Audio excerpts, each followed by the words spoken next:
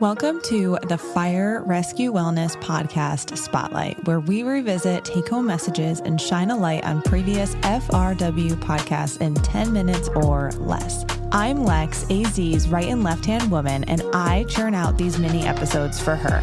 Let's go.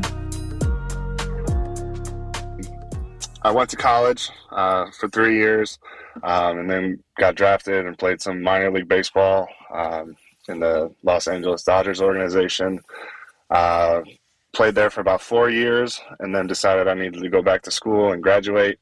So I went to DePaul University, graduated with a bachelor's degree in exercise science, was working as a strength conditioning coach / personal trainer for a couple of years, and then realized I need something a little bit more stable. I need something that's going to benefit me in my future in the long run and help support a family, etc.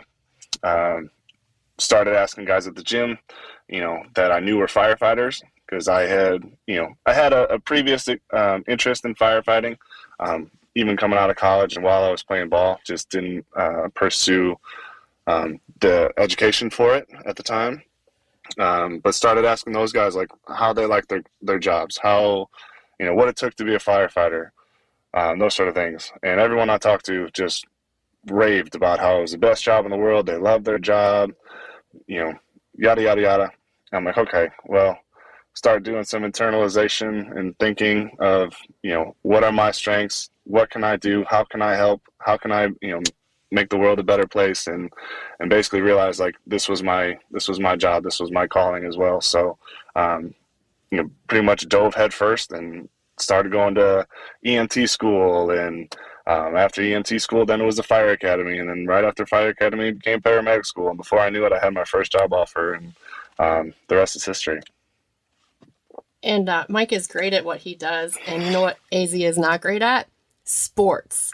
But I want to play just a tiny little game here. Mike, how tall are you? I am 6'5". Okay, you're 6'5".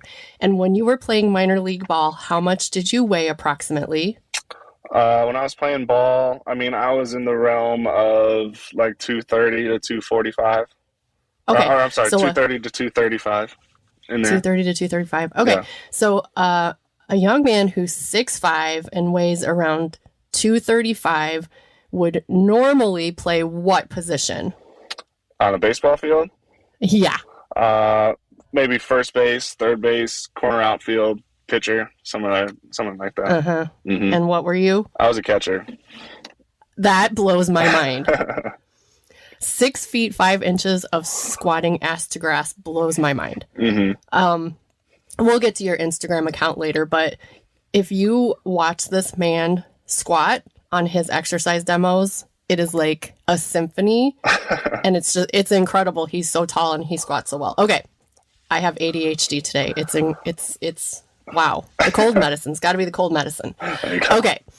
So circling back, I hung up the phone from talking to Mike and thought, this is going to be tough for him, but if anyone can do it, it's him, because he has the background. He's bringing the credentials into what his department's asking him to do. Because remember, a lot of times the chief just looks at, oh, you run marathons, you're going to be in charge of the fitness program.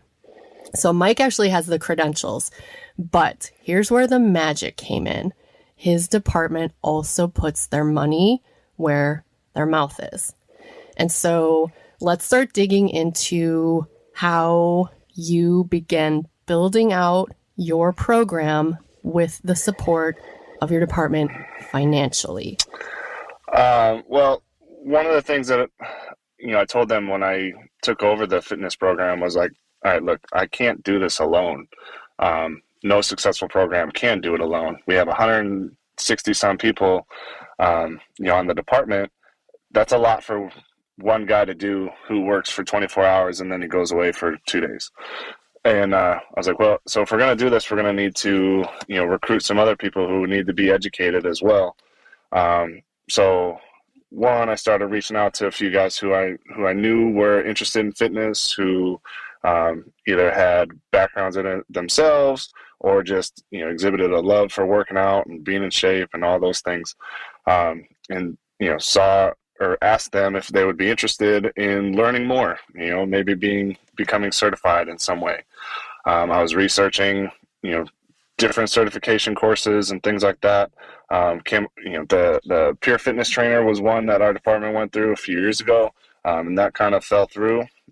Guys didn't really keep up with it, and then the department as a whole never really kept up with it. But, with my background with the NSCA and the CSCS, I started searching the credentials over there and found the TSAC certification, started, researching the course itself and the best way to go about it. And we ended up scheduling and hosting a course that you taught us for about, 4 days? 4 days of 4 days. 3 years ago, something like that. So a 4-day course. And then from there, guys took the test, got certified, and been keeping up on their certifications or CE, making sure that we keep up with all that. Okay, lots to unpack there. Mike, do you remember, and if you don't remember, I do you remember how much it cost for each individual to take that course? Each individual was around $1,000. Yep, you're right. And you sent, 16 people through it? Yes. Yeah, okay. 16, 15 of us, somewhere in there. That's a big chunk of change. That's $15,000 or $16,000. Mm-hmm. And were those guys getting paid or covered off duty when they were not on duty come? No, that was voluntary.